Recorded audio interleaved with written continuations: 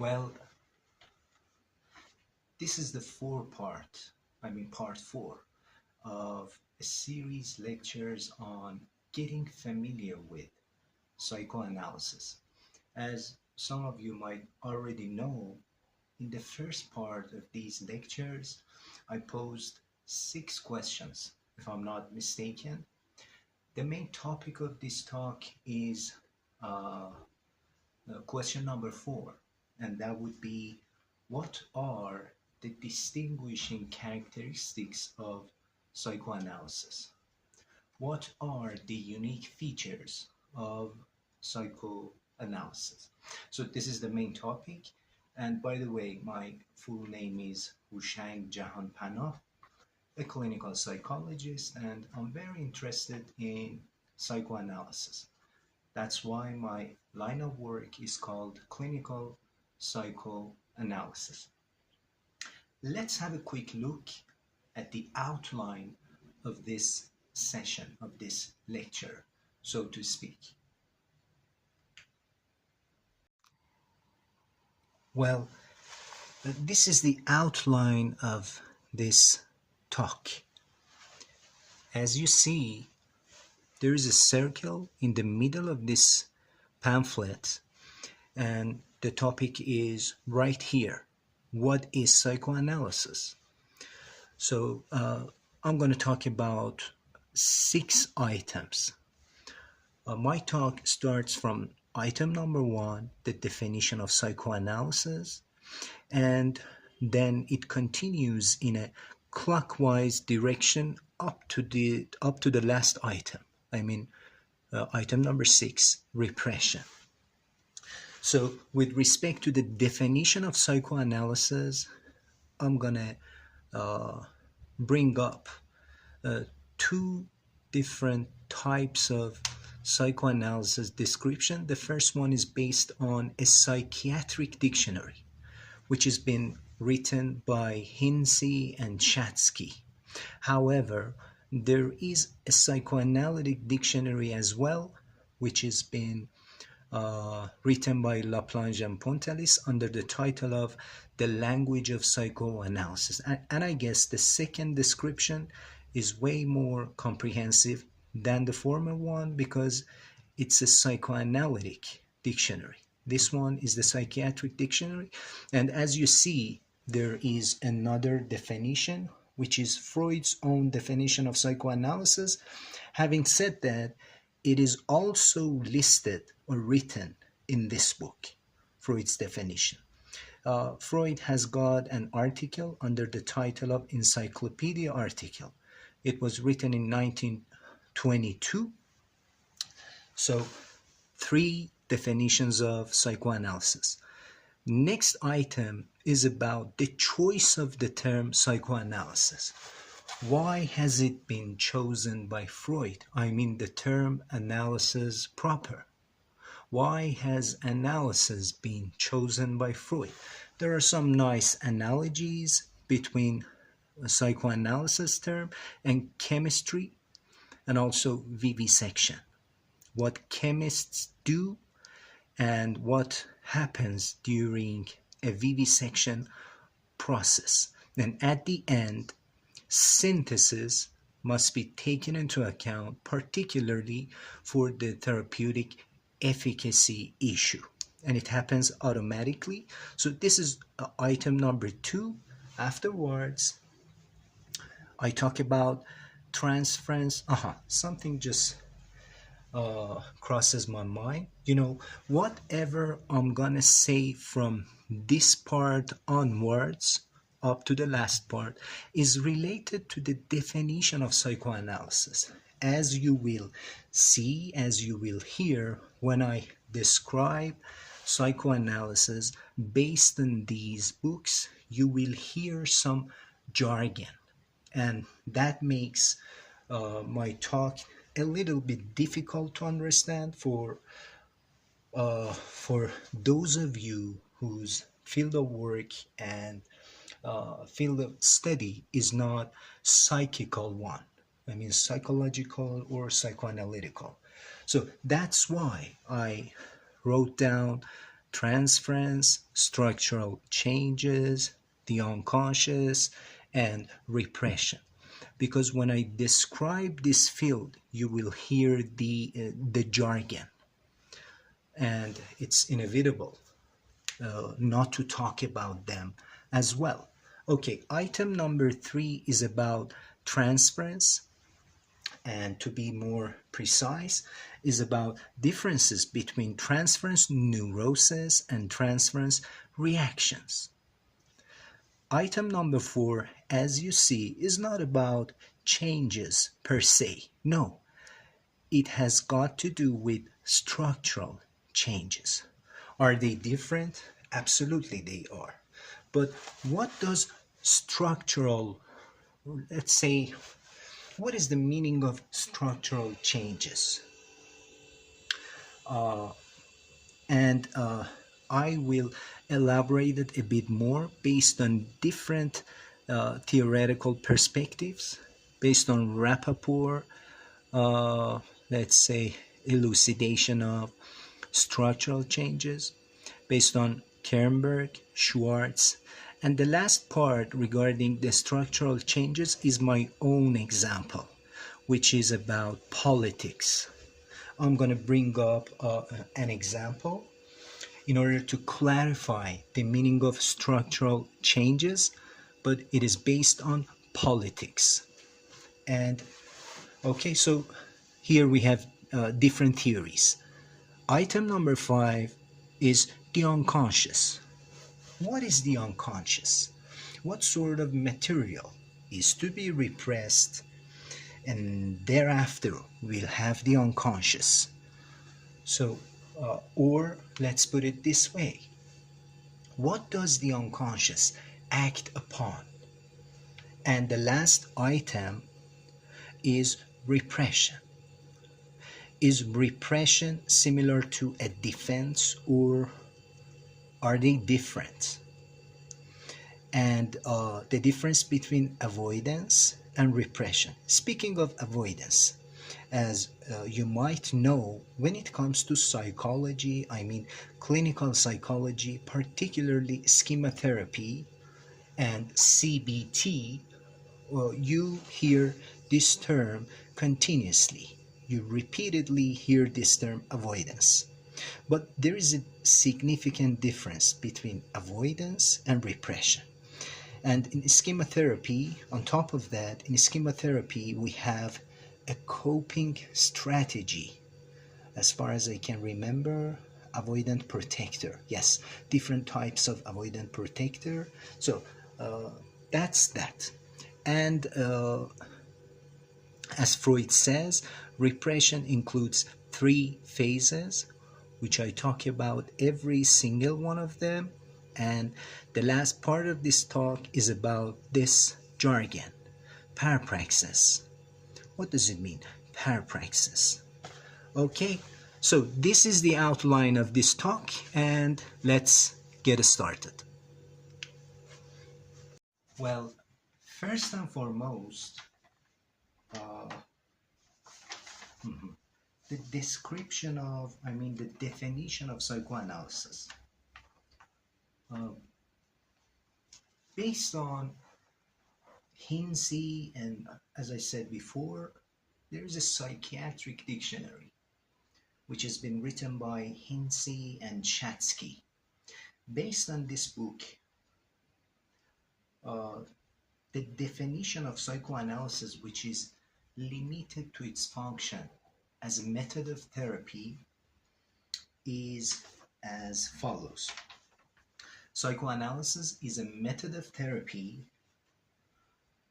through which sooner or later we will have a condition which is called transference neurosis. So everything happens under this condition, transference neurosis, and it's inevitable. A factor based on which you can realize whether your journey could be called a psychoanalysis or not is whether you have transference neurosis development, emergence, or not. And in this condition, past is restored in the present. So when transference neurosis, little by little, emerges, or let's say develops, past is gonna restore in the present. In order that through some, I don't know, interpretations or whatever which has got to do with resistances of the client, the transference neurosis is supposed to be resolved. And thereafter, we have some structural changes. And then so that the client, I mean the person, could have a better life. I mean, they are going to be capable of optimum adaptation to life. So this is the first version or first sort of psychoanalysis description. So I'm going to repeat it all over again very quickly. Based on this psychiatric dictionary, psychoanalysis is a method of therapy through which we have some conditions are brought up, which is called transference neurosis. In this condition, past is restored in the present. And through some interpretations or other measures,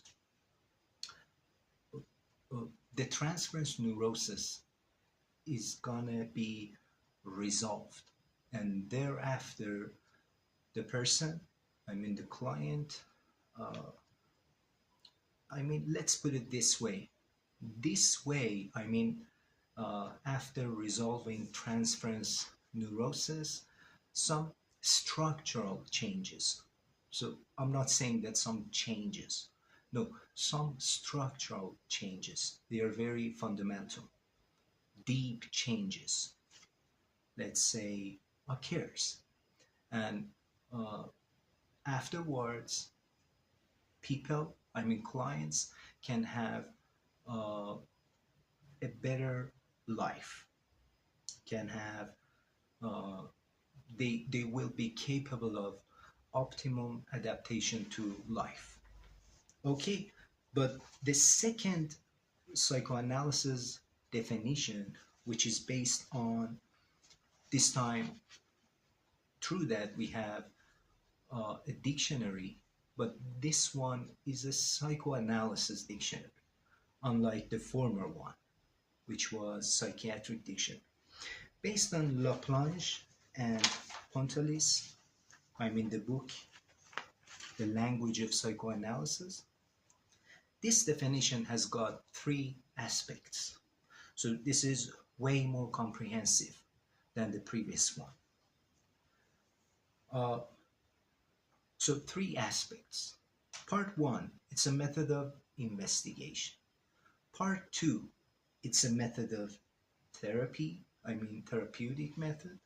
And part 3, it's a group of theories, psychological and psychopathological theories. Okay, with respect to the first aspect of this definition, psychoanalysis is a method of investigation which brings out, which elaborates, which describes the unconscious meaning. So it's not about the meaning, the unconscious meaning of the words, the actions, and the products of the imagination. What I mean by products of imagination is dreams, fantasies, delusions, and so on and so forth. All right, so it's all about the unconscious meaning of different things: dreams, fantasies, delusions, actions, and the like. And this method of investigation is mainly founded on free association. speaking of free associations, this is the fundamental rule of psychoanalysis. Free association means to verbalize, to talk about whatever occurs to you right now. Okay, it could be a word, it could be a type of feeling, it could be about last night, some years ago, future, it could be anything. But the point is that, so there's not an order when you free associate as a subject. So it's not about having a dialogue to someone else. It's not about delivering a lecture. Let's say this, then I'm gonna talk about the other item. No, whatever occurs to you right now should be verbalized. And this is a rule which takes precedence over all the other things when it comes to psychoanalysis. So, for example, you're talking about, I don't know, something happened to you last night. After 1 second, another thing, another event comes to you. So you should talk about this new one without finishing the previous one. So this is free association. It has got a very long story. I don't want to get into the bottom of it right now. So this is the first aspect of the second definition of psychoanalysis, a method of an investigation which is about the unconscious meaning of different things, and it is based on the subject's free association. But the second part of this definition, regarding the second part, it's a psychotherapy method based on this type of investigation. So it's a psychotherapy method and it is based on this type of investigation, and that's it. And some interpretation of resistance, transference, and desire would be, let's say, offered, if I may. So the second part is about a psychotherapeutic method.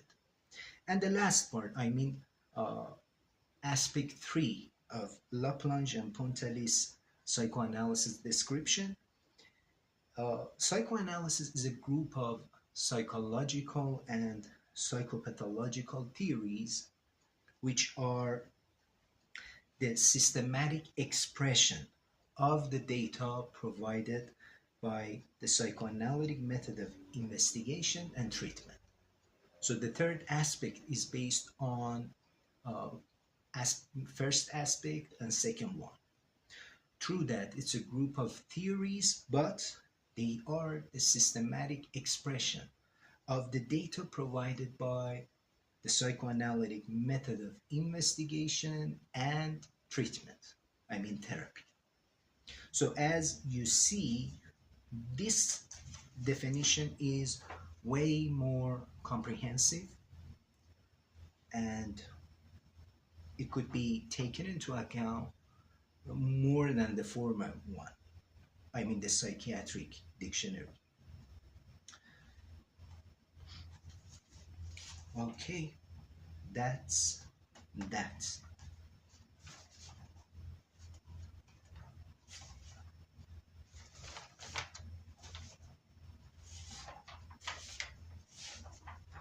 They are not in the right order. The pages.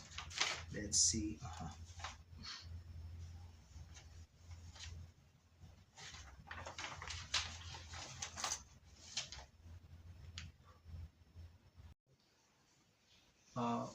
Freud's own definition of psychoanalysis, let's say one of his definition of psychoanalysis, which could be said that it is one of the most explicit definitions of psychoanalysis, could be found in at the beginning of an article which was published in 1922 under the title of Encyclopedia Article. Freud says psychoanalysis is the name of a procedure for investigation of mental processes which are almost inaccessible in any other way because they are all unconscious. It's a name of a method based on that uh, investigation, based upon that investigation for treating neurotic disorders. And it's the name of a collection of psychological information or data obtained along those lines, which is being accumulated into a new scientific method. So I'm going to repeat it very quickly. Freud's own definition of psychoanalysis, which is brought up in encyclopedia article, is as follows. It's a name of a procedure for investigating mental processes which are inaccessible in any other way because they are unconscious. It's a name of a method for treating neurotic disorders. And it's the name of a collection of psychological information obtained along those lines, and it's a new scientific discipline. Now, it's time to talk about the choice of the term psychoanalysis.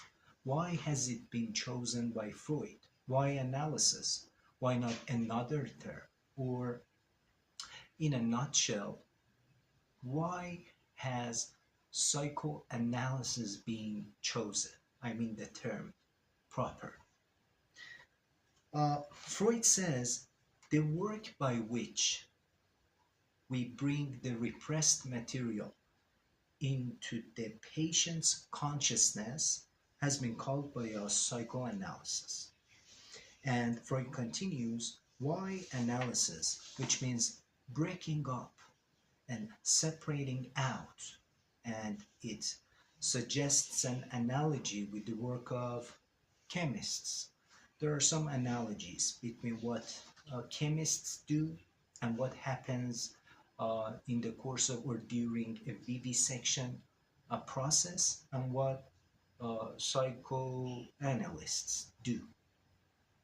You know, speaking of chemistry, as far as I know, chemists, when they find different substances in nature, they bring it to laboratories, their own special laboratories, and they isolate that compound uh, in order to actually extract uh, different elements of that complicated compound. This is what this is a bit of what chemists typically do.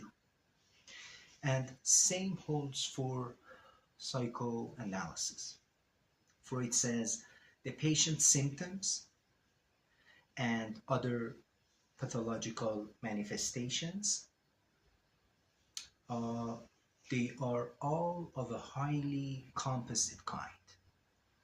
They are the elements of this compound are at bottom motives, drive impulses. But the patients know nothing about that. We teach him to understand the way in which these highly complicated mental formations are compounded. That is to say, symptoms, fantasies, dreams, and so on and so forth.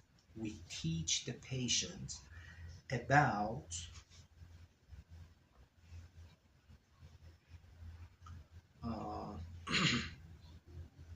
yes, we teach him to understand the way in which these highly complicated formations are compounded. This is very important. We trace the symptoms back, we trace the symptoms back to the drive impulses which motivate them. We point out to the patient these drive motives which are present in his symptoms and which he has hitherto been unaware.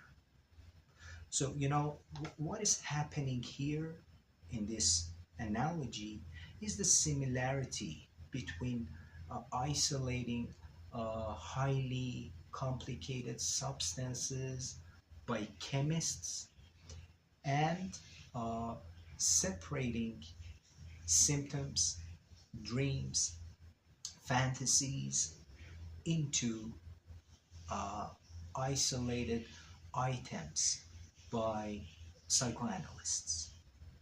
They are very similar to one another. Freud continues, just as a chemist isolates the fundamental substance, the chemical element, out of the salt in which it had been combined with other elements and in which it was recognizable. So we have the salt example here. Furthermore, Freud continues, we have thrown light on the sexual impulsions in man by separating them into their component elements, isolating sexual impulsions. And we interpret a dream. See, in chemistry, scientists do not consider substances completely.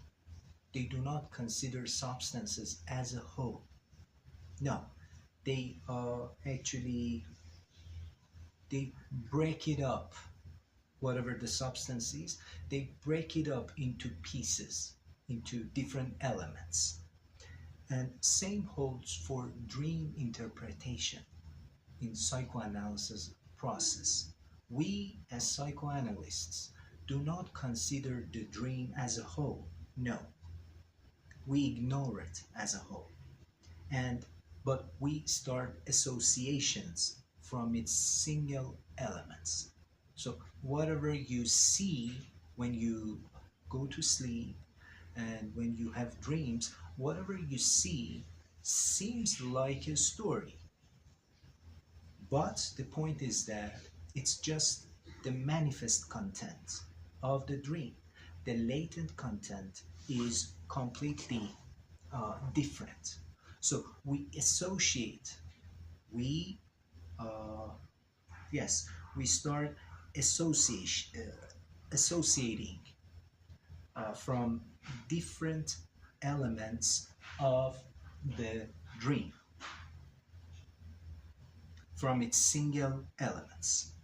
Okay, that's that.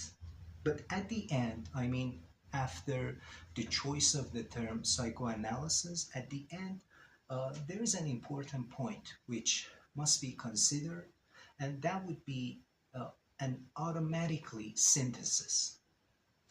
The synthesis which must happen at the end of the psychoanalysis unconsciously, without your intervention, without your will. And it has got a very highly therapeutic effect. In this case, the late Sigmund Freud says, concern has been expressed that the patient might be given too much analysis and too little synthesis. And there has then followed a move to put all the weight on this synthesis as the main factor in the psychotherapeutic effect, to see it a kind of restoration of something that had been destroyed, isolation, separating, or let's say destruction, as it were by vivisection. Vivisection means, mind you, the meaning of vivisection is cutting open, or let's say opening up animals' body and cutting them to different pieces in order to have some experiment in laboratories on animal body. This is called vivisection, cutting their body and opening it up, their limbs, stuff like that. So the psychosynthesis is thus achieved during analytic treatment without our intervention, automatically and inevitably. Okay, let's take a quick look at the outline one more time to see how many items I have covered so far. Well, I've already talked about the first item, definition of psychoanalysis. Second item, the choice of the term psychoanalysis. Why has analysis been chosen by Freud? I mean the term. And now it turns to the third item, which is transference, or to be more precise, the differences between transference neurosis and transference reactions. As you know, when I brought up the definition of psychoanalysis, I mentioned repeatedly the term transference neurosis.